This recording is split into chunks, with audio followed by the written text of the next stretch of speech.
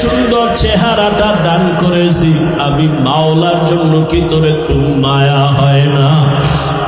ও বান্দা, মা বাবা তোরে কাপড় দেয়, খানা দেয়, মা বাবার জন্য তোর এত মায়া। ওরে আমি আল্লাহ তোর জন্য সূর্য বানাইলাম, চাঁদ বানাইলাম, পানি দিলাম, বাতাস দিলাম, খানা দিলাম।